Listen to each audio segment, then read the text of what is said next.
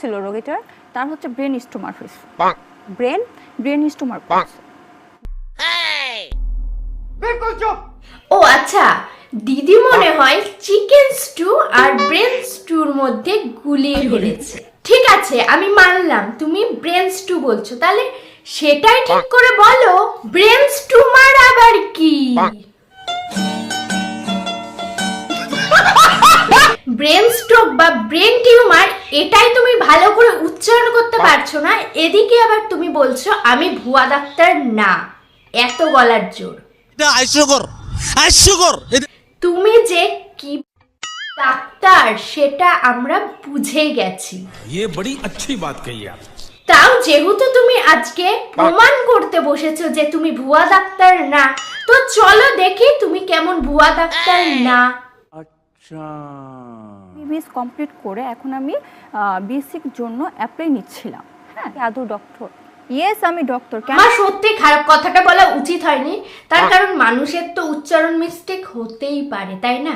যারা সবার করো। আমার কিন্তু রানিং ইন্টার্নি চলছে। আচ্ছা, আমি পুরো ফুল এখনো এমবিবিএস কমপ্লিট হয় নাই আমার। আপনি কিন্তু প্রথমেই বলেছেন যে আপনি এমবিবিএস ডক্টর, এখন বলছেন আপনি ইন্টার্নি করছেন। एकदम इन्होंने वक्त बदल। আরে আগে মিথ্যে কথাগুলো ভালো করে শিখে আয় যা, তারপরে আসবি প্রমাণ করতে। মিনিংটা কি?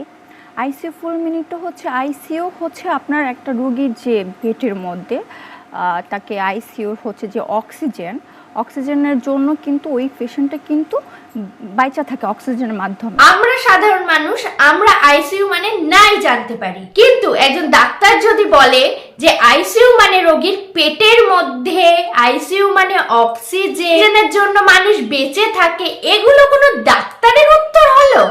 বাচ্চাও জানে অক্সিজেনের জন্য মানুষ বেঁচে থাকে, কিন্তু একজন ডাক্তার আইসিইউ মানে অক্সিজেনের জন্য বেঁচে থাকে, এটা কি করে বলে? আইসিইউ ফুল মিনিংটা জানতে চাচ্ছি আপনার। অ্যাকচুয়ালি এটা আমি সঠিক বলতে পারবো না। আপনি একজন ডক্টর, আপনি আইসিইউ নো, আমি বলতে পারবো না। এবার পথে আসো, তুমি তো বলতে পারবা না, তার কারণ হচ্ছে তুমি আসলেই ভুয়া ডাক্তার।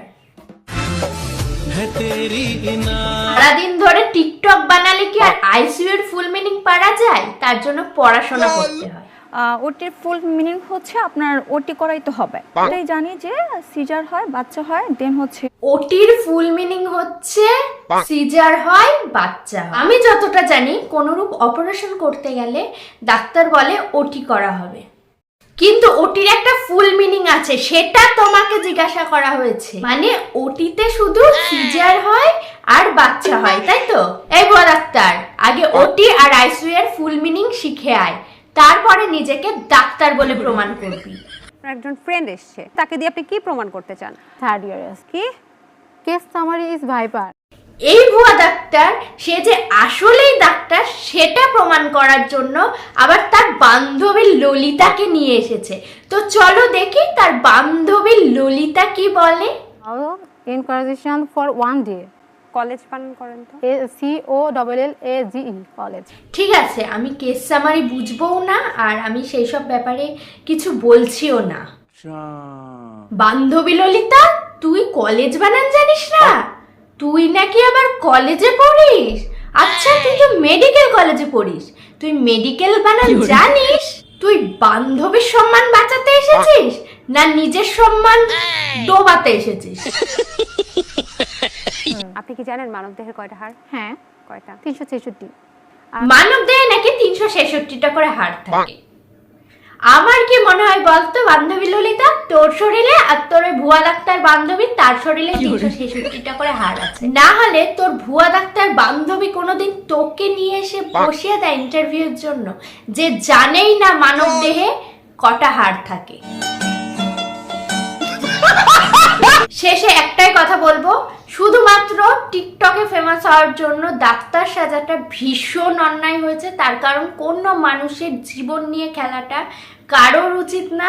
আর মানুষ যায় ডাক্তারের কাছে চিকিৎসা করতে, ডাক্তারের কাছ থেকে চিকিৎসা করে বাঁচতে, আর তোমরাই ডাক্তার হয়ে যদি মানুষকে মেরে ফেলো, ভীষণ একটা জঘন্যতম অপরাধ, সেটা আমি পার্সোনালি মনে করি।